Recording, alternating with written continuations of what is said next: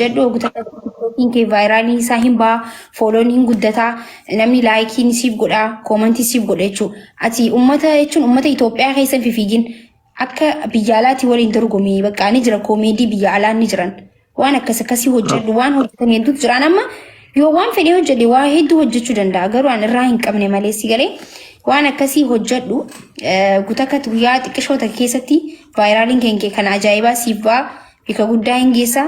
Kanaati barbaade boorsi barbaada jechuudha. Saniifuu waan kanuma sinja. Thank you. Galata.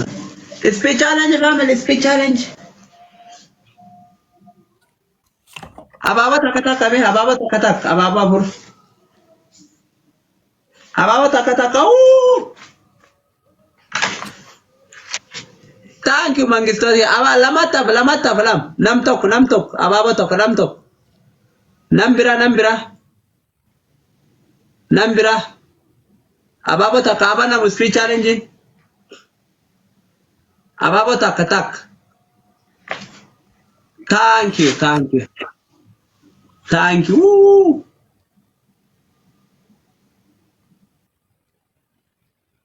Yes. Embara muzi. Waan qabdaan naree baam tokko lamaan baay'is dabili family dabili god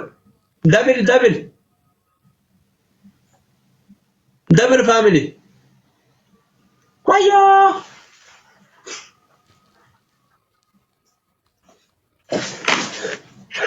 dabili mangisooti ki dabili wara dabili waan qabdaan darba dabili wara machain take ya welcome lamaan baay'isa takka. Teamwork, my family. Everybody tap goda. Tap share goda. Tap share goda. Tap share goda.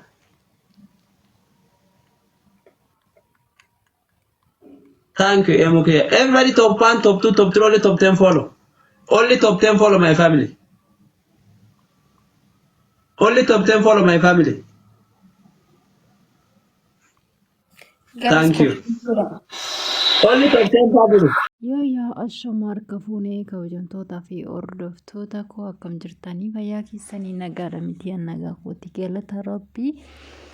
Egaan kabajamtoota hordoftoota koo har'a Makii fi abbaa abdii qabadee dhufe jechuudha. Makii fi abbaan abdii maal hojjetaa jiranii maal godhaa jiranii walumaan ilaallaa jechuudha. Turtiin keessan nu duukaa haa ta'u abbaan abdii sirba Afrikaa banatee jira jechuudha. Akkuma beekamu abbaan abdii amma sirbaa jira jechuudha. Sirba Afrikaatiin nu bashannansiisaa jira. Waa maashaallah baay'ee namatti tola. Baay'ee namatti tola jechuudha. Makiin waan isaan beeku yaadan badaa jirti akka malee jechuudha. Maaliif akka ta'e naaf hin galle yaadan ituma teessu bakka yaadan limmeetti badde ammoo mucaan sirbaa jira. Isheen bakka asin jirtu ilaalaa akkuma argitan jechuudha. Yaadan diimtee jirti. Durallee yeroo inni ijoolleedhaan taphtamnaa godhaa maaloo maarroo maal inni jedhu isheen xiyyeettee yaadan baddee jirti jechuudha. Yaadni maaliif akka yaadan baddee naaf hin galle galuu maal akka taatillee naaf hin galle akkamillee yaadan badaa jirti makiinii maaliif laataan jedha.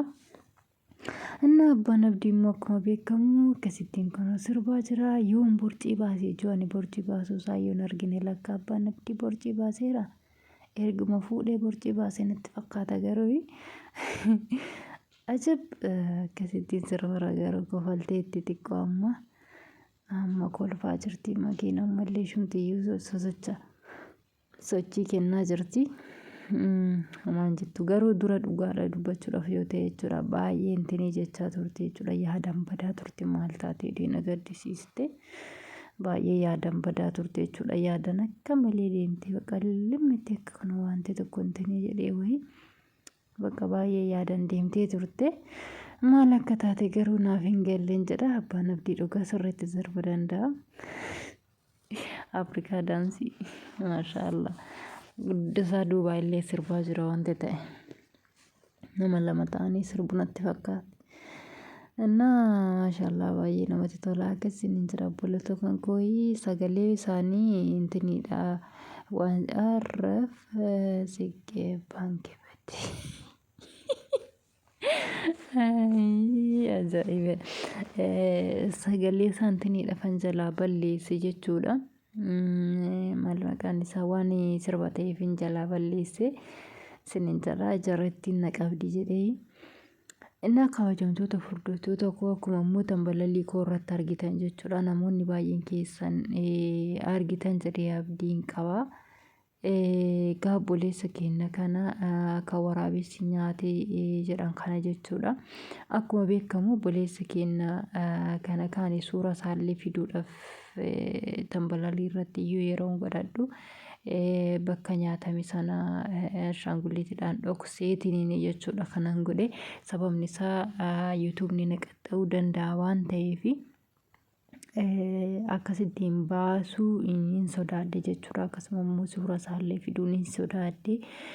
Inni akkasiin hin jira yaa obboloota koo waan baay'ee nama gaddisiisudha. Qaamni isaa bakki hundi isaa obboleessa keenya kana fayyaadha jechuudha. Qaama saalaa isaa qofa irraa nyaate jechuudha waraabessi kuni. Kanaaf iyyuu kana Rabbi nama haa baasu dhugaa dubbachuudhaaf waan baay'ee nama gaddisiisudha.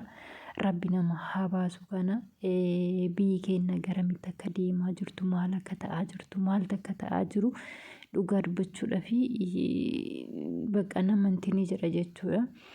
Akkasuma immoo waan bakka arginee hin beekne waan dhageenye hin beekne dhagaa jirra waan argine hin beekne argaa jirra.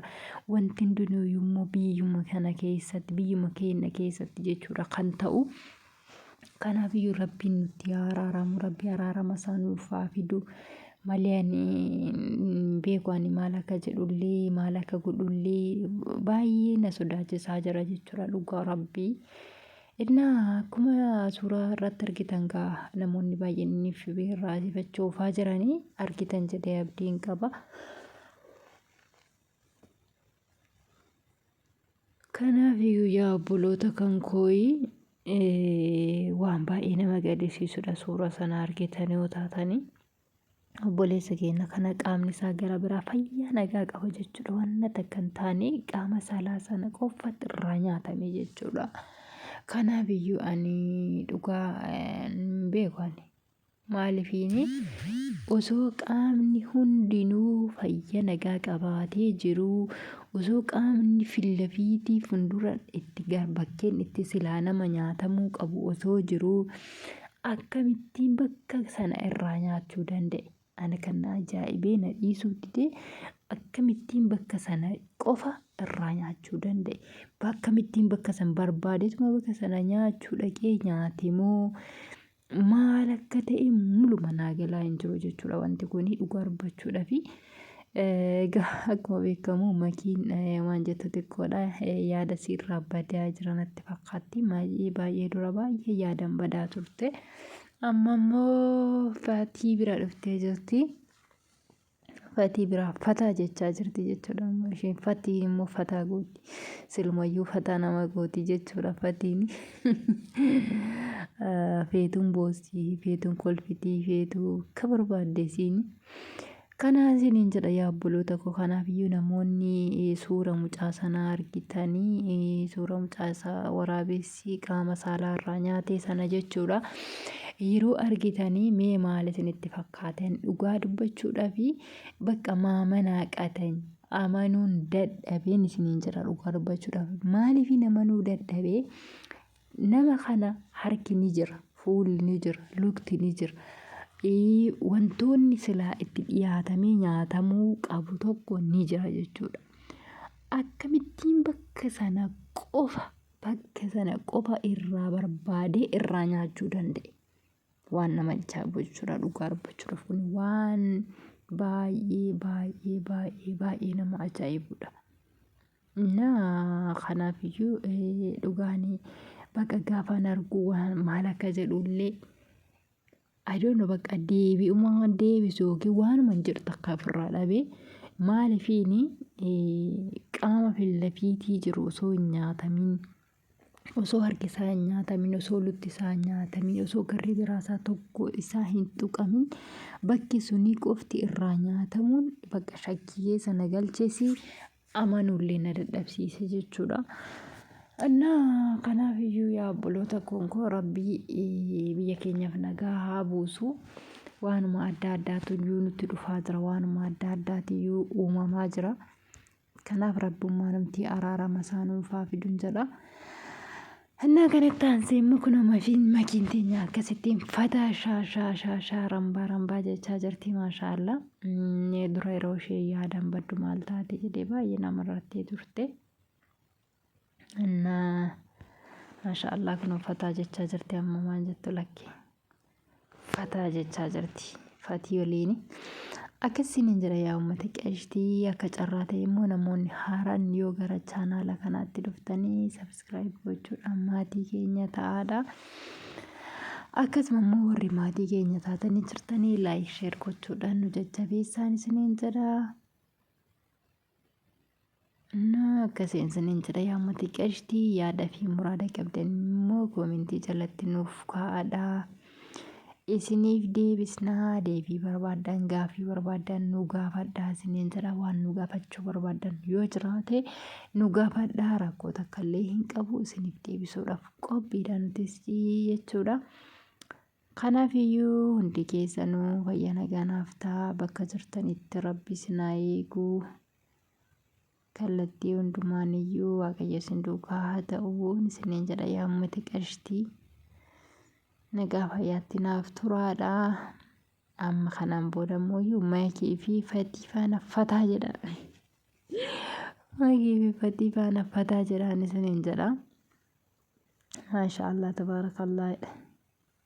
Wayi dhiifama asiin mana namaan jira jechuudha. Silkii biraatiin mana namaa deemeen kan akkas jedhanii barreessan argee haasa'aa jira. Achiin asitti haasa'aa jira safuu. Ajaa'ibadha. Akkasiin jedha yaa uummata qeeshtii kiyyaa fayyaa nagaa naaf ta'a nagaan naaf turaadha. Hanga wanta biraa qabannee walitti deebinutti